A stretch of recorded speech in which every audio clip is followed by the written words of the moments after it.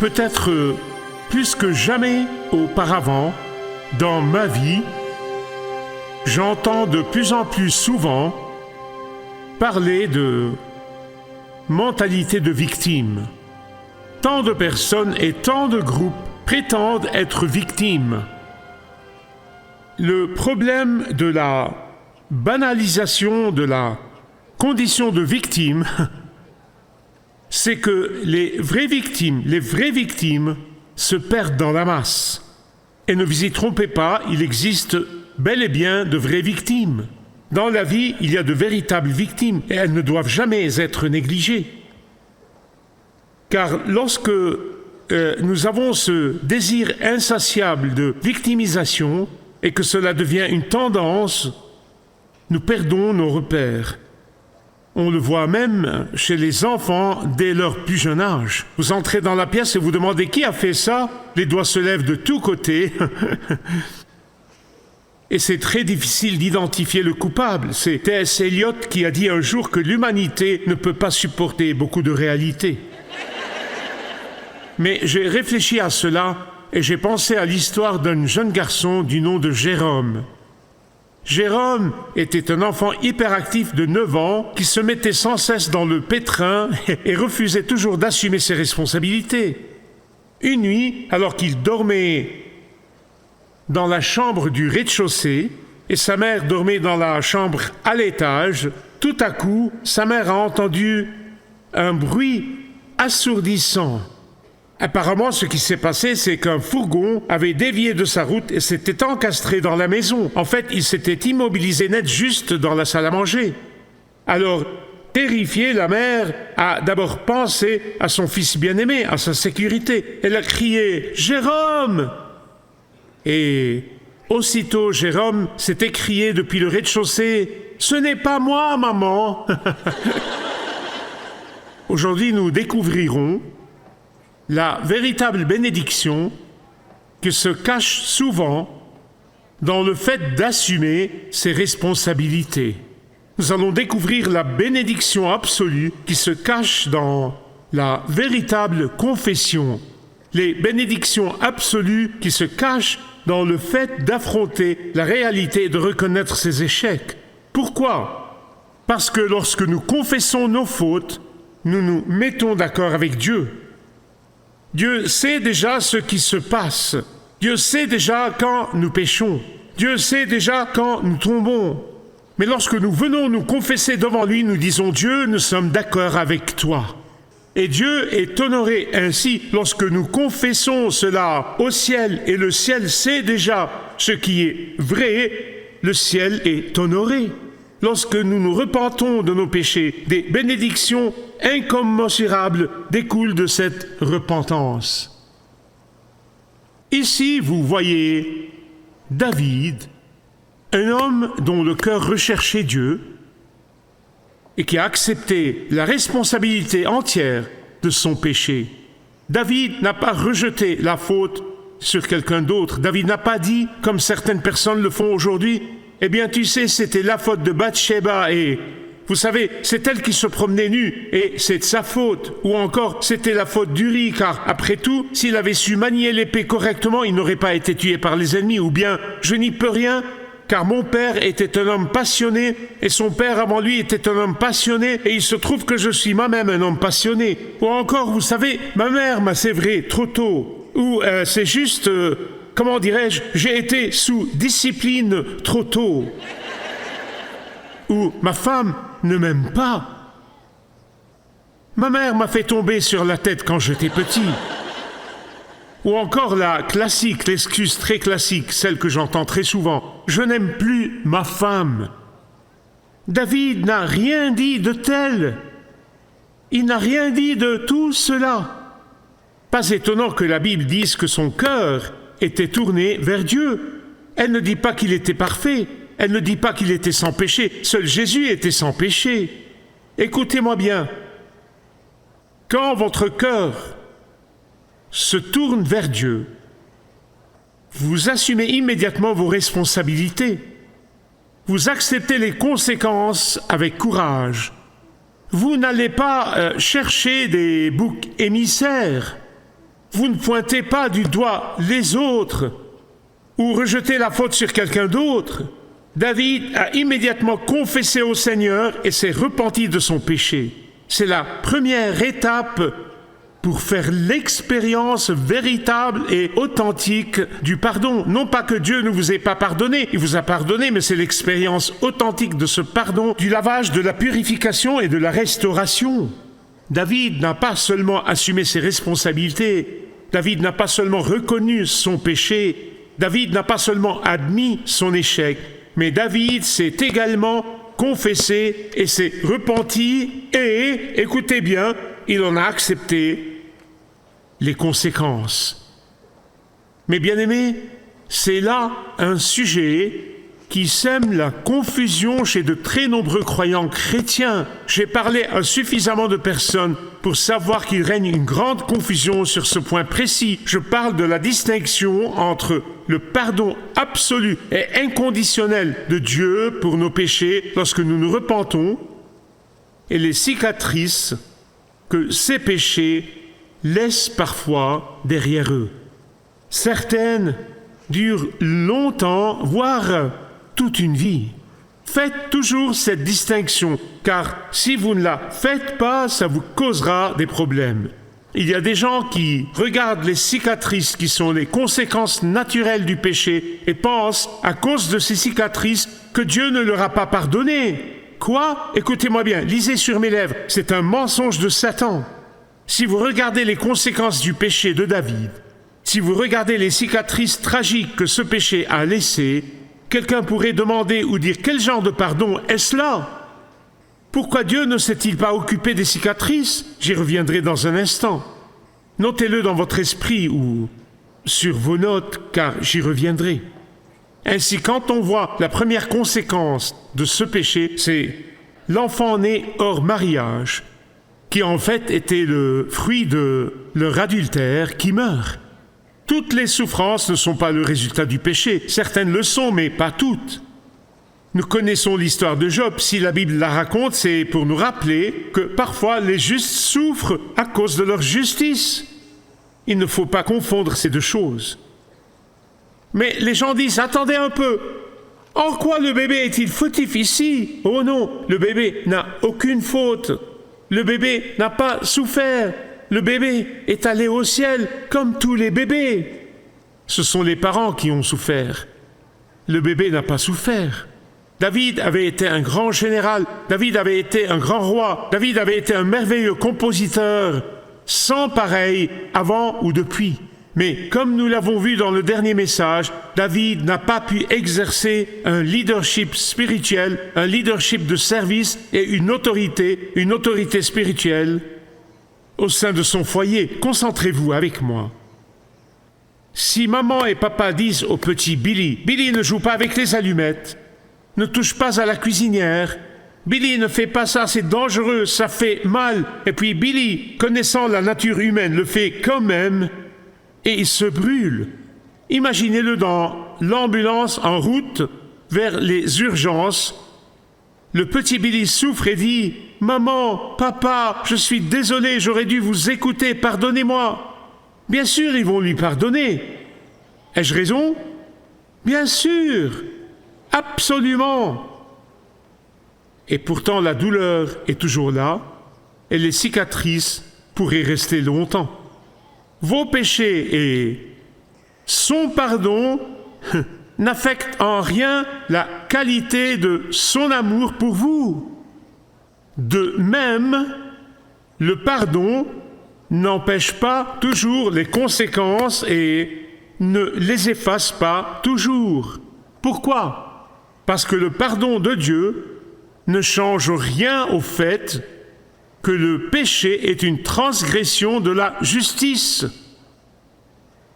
Le pardon dont je parle ici est le pardon quotidien. Je ne parle pas du salut.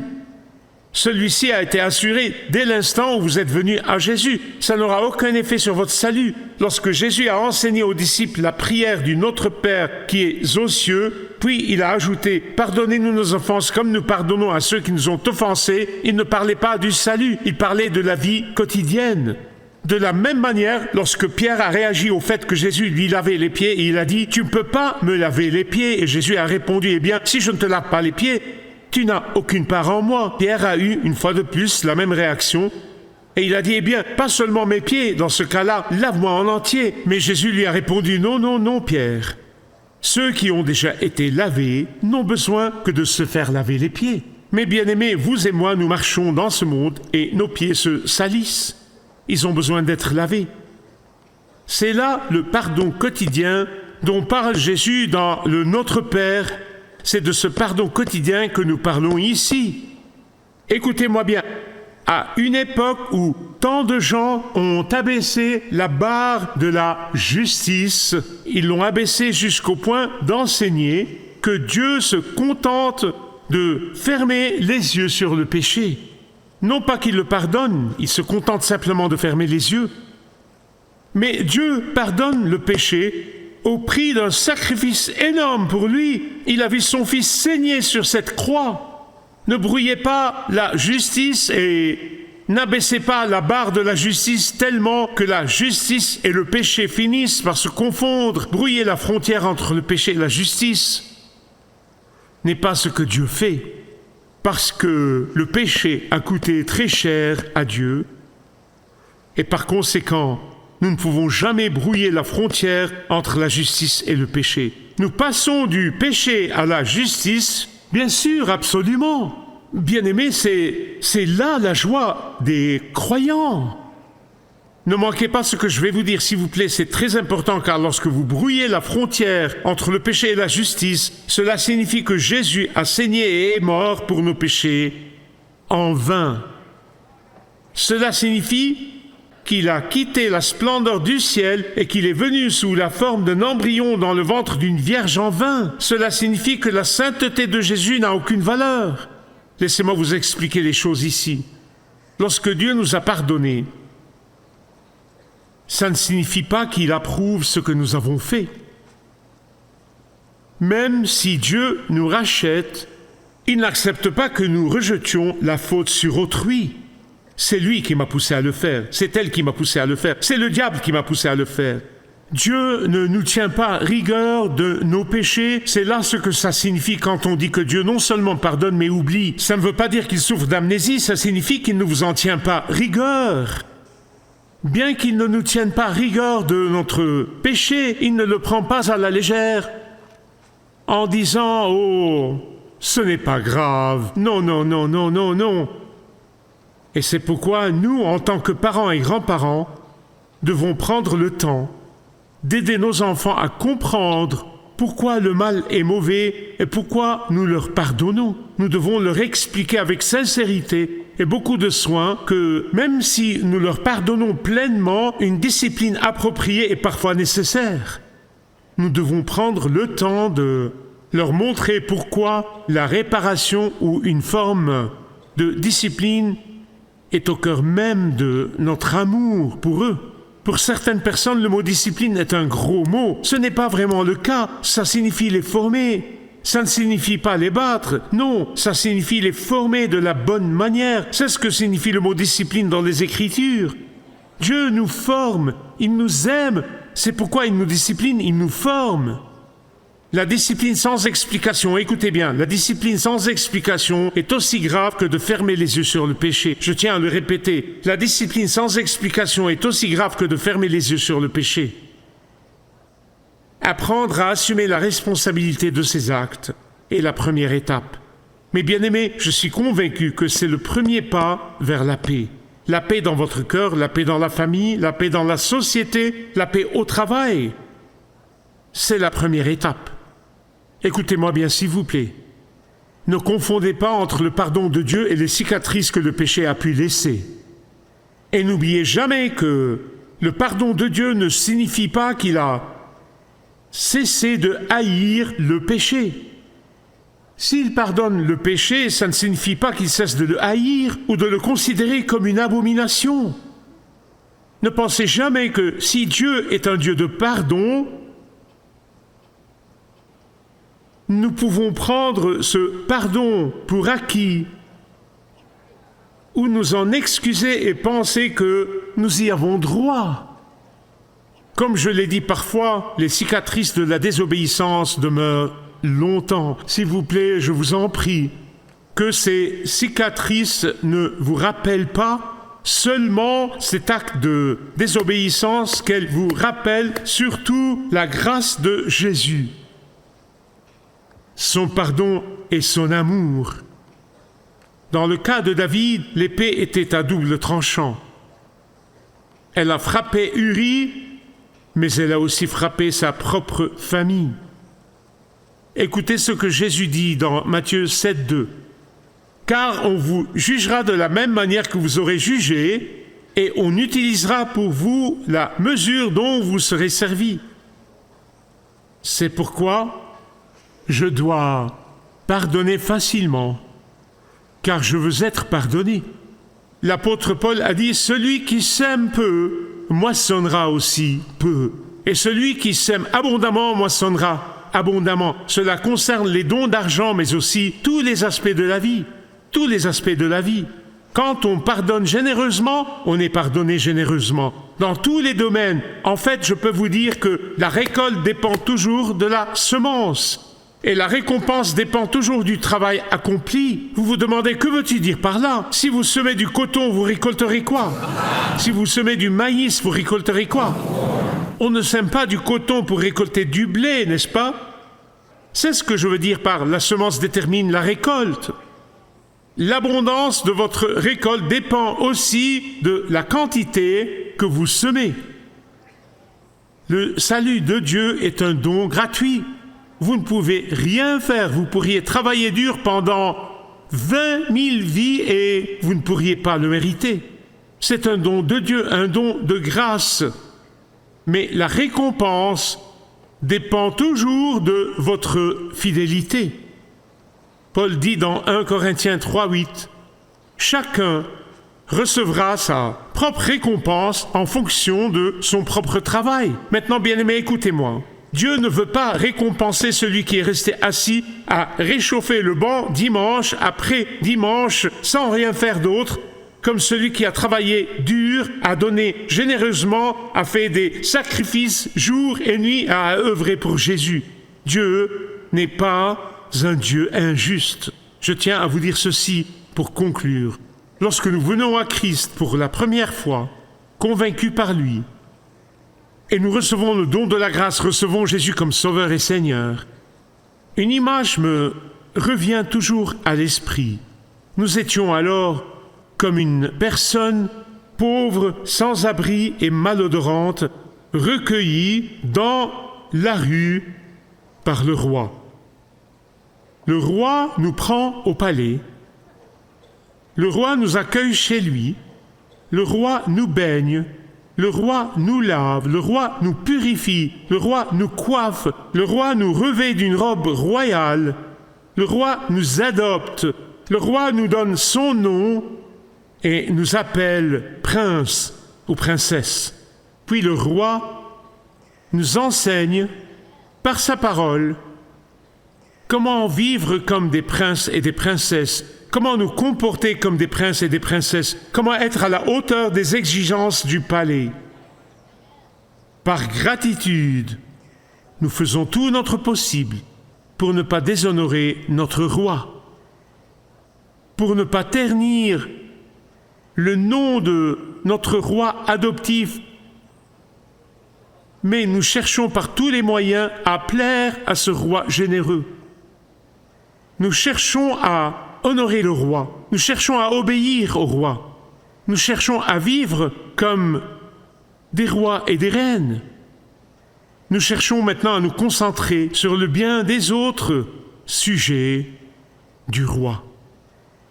Que Dieu nous accorde la sagesse, en ces temps durs et difficiles, de savoir qui nous sommes et à qui nous appartenons, de pouvoir éviter de confondre entre le péché et la justice, mais de savoir comment, par la confession et la repentance, passer du péché à la justice. De savoir que lorsque nous tombons et échouons, nous serons assurément, tant que nous vivrons dans cette chair, confesser nos fautes, nous repentir et recevoir le pardon avec gratitude.